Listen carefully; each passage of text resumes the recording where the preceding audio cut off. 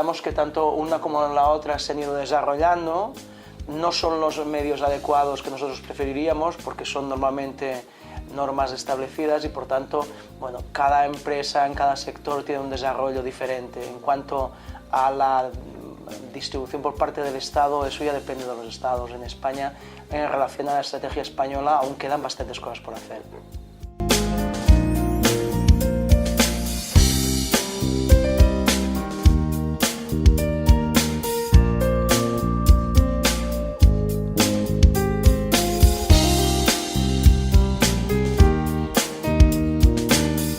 Primero habrá que ver cuáles son los papeles que asumen los nuevos comisarios en esta materia.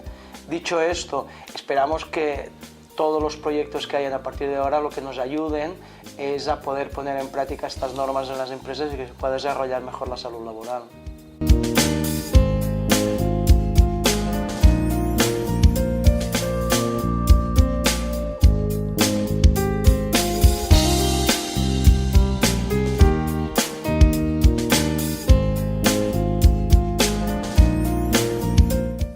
A mí que me conste no, pero en todo caso lo que es evidente es que la formación en prevención de riesgos laborales es extremadamente útil y necesaria para las empresas españolas.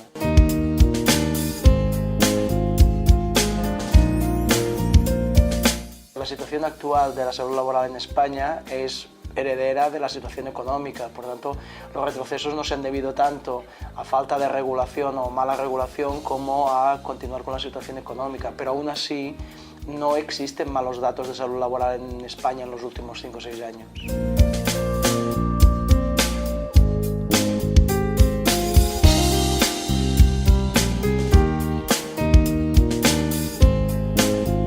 Hay muchos aspectos en materia de gestión médica y de control administrativo en la incapacidad temporal que son muy importantes, pero por supuesto la repercusión mayor que tiene el descontrol o el mal control de la IT en las empresas es puramente económico, es por la vía de incremento de costes, por las situaciones de diferencias que hay en el absentismo, por lo tanto es normal que se focalice en el tema económico.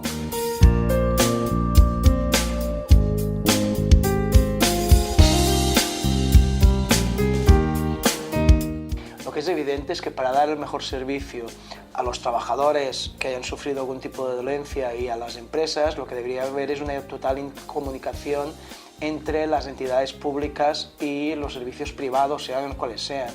Lo que sucede en España es que ya ni tan siquiera existe una buena comunicación entre los servicios públicos, por lo tanto difícilmente se puede dar toda.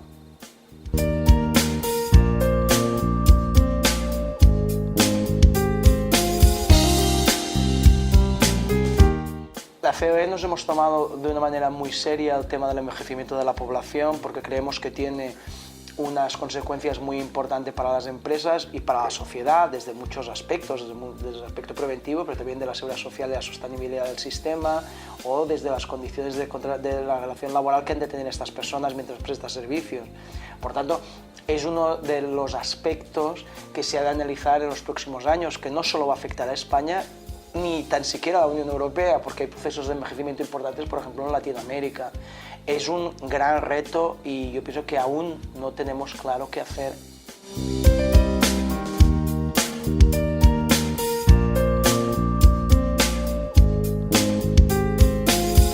Totalmente de acuerdo. Nosotros abogamos porque las empresas apuesten claramente por la salud de los trabajadores en el trabajo y por también otros aspectos del medio ambiente, por supuesto.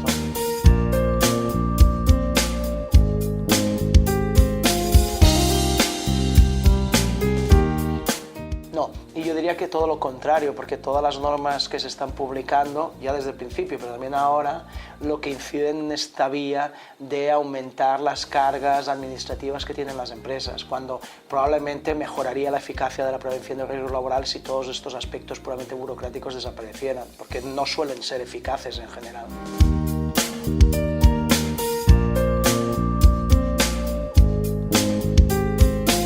Como siempre, este tipo de empresas tienen muchos más problemas para implantar. Por eso es más necesario que se lleven a cabo programas y que se les ayude, porque a pesar de que les cueste más, están igualmente obligadas y pueden ser de igual manera sujetos de responsabilidad. Y de hecho hay muchos más problemas de prevención de riesgos laborales en las pequeñas y medianas empresas que en las grandes, precisamente por esto, porque unas cuentan con más recursos y las otras no.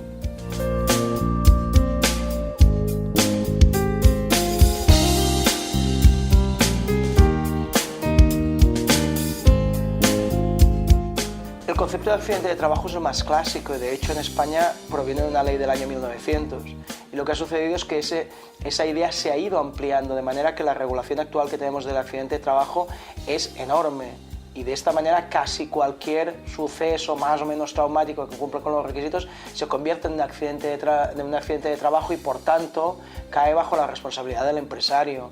Lo que sería necesario, o deberíamos empezar delimitando claramente cuál es el concepto para que fuera realmente de alguna manera mucho más concreto. Lo mismo que sucede con las enfermedades profesionales cuya definición es muy concreta.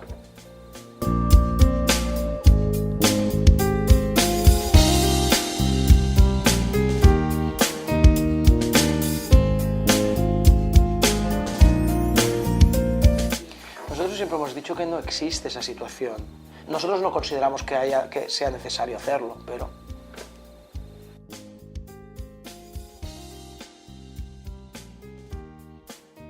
Nosotros tenemos unos números o similares o por debajo del resto de países de la Unión Europea, con una normativa más o menos igual, con algunas excepciones, y con unas situaciones económicas, ahora no del todo, pero durante muchos años igual.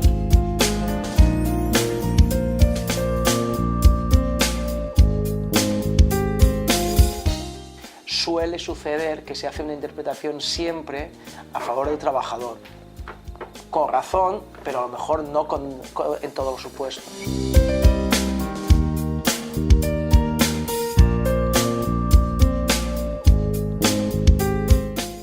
Sería deseable porque el problema que tiene sobre todo la estructura legislativa de nuestro país es que le establece al empresario una obligación de resultado.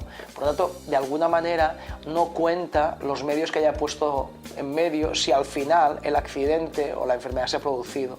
Y deberíamos empezar probablemente por cambiar esa situación. Deberíamos valorar cuando el empresario ha puesto los medios correspondientes y aún así el resultado no se ha producido. Eso sería un gran avance para, digamos, o eliminar la judicialización o, como mínimo, para establecer una paridad de armas que ahora, digamos, no existe.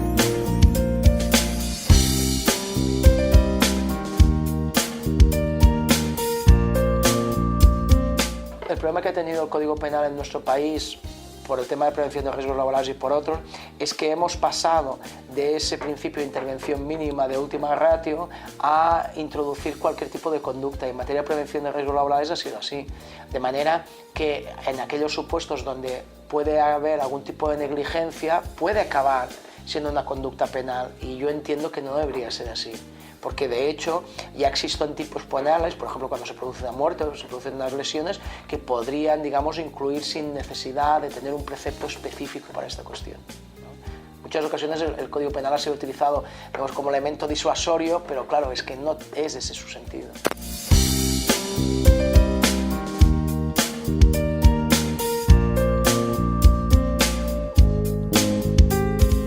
Este es un tema que nos está preocupando mucho y de hecho hemos hecho varios documentos en la COE, porque el problema que nos encontramos aquí, con independencia de que eso pueda ser catalogado como una situación extralaboral o enfermedad del trabajador, cosa que no entramos, es que el empresario no tiene ninguna herramienta para poder controlar esa situación y como no la tiene, el accidente es inevitable. Entonces lo que nosotros estamos pidiendo es precisamente que el empresario pueda poner medidas, pueda evitar que esa persona que se encuentra en esas situaciones pueda acceder al trabajo y por lo tanto tenga posibilidades de caer en un accidente.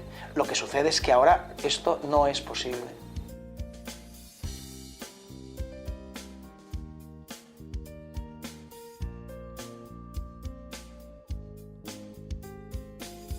Es uno de los elementos. Lo que sucede es que la cultura preventiva en España está muy desarrollada a pesar de las opiniones en contra, porque si no, nosotros no tendríamos el nivel de accidentes que tenemos mucho más. Por lo tanto, en España, con la ley de prevención de riesgos laborales o con la antigua ordenanza, había muy buenas actitudes por parte de los empresarios y de los trabajadores. De esta manera, la cultura preventiva es histórica en nuestro país.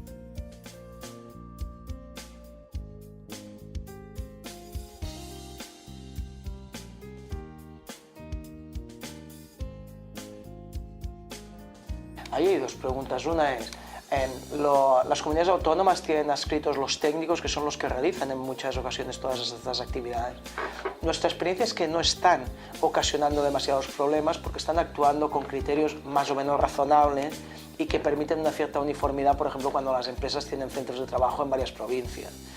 Otra cuestión son el tema de las normas técnicas o de esas, digamos, de esa legislación inferior que no está determinada, y esa interpretación sí que está ocasionando problemas, por ejemplo, cuando uno trata de saber qué hacer en una determinada materia, porque además la Ley de Prevención de Riesgos Laborales no lo delimita y en ningún momento dice que haya que seguir obligatoriamente, por ejemplo, una instrucción del instituto o una instrucción de un centro regional o cuál ha de ser.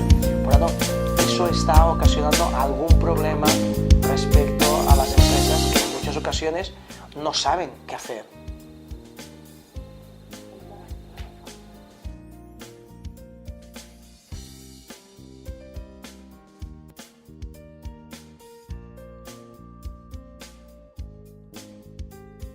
La Ley de Prevención de Riesgos Laborales es una buena ley, ha tenido muchas modificaciones, hay algunos aspectos que podríamos cambiar o que es necesario cambiar. Estoy pensando en las obligaciones de prevención del artículo 14, en la vigilancia de la salud, en que solo haya un artículo de obligaciones para el trabajador, en algunas cuestiones de coordinación que no están nada claras, pero además nos debería servir de excusa ese aniversario para replantear cuestiones, digamos, que tienen que ver con la prevención, aunque directamente no están vinculadas a esta ley. Estoy pensando en los servicios de prevención, estoy pensando en el papel de las mutuas, en el concepto de accidente de trabajo y enfermedad profesional, en la relación que tienen en la actividad médica en su sentido más amplio con la relación laboral, por tanto, con todas las cuestiones del absentismo.